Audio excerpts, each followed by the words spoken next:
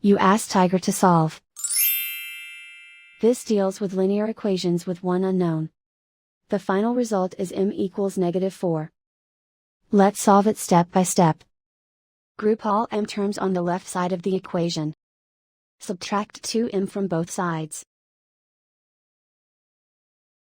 Group like terms.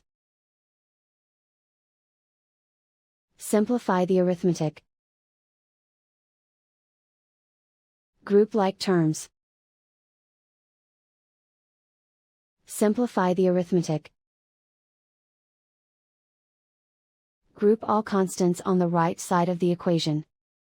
Subtract 29 from both sides. Simplify the arithmetic.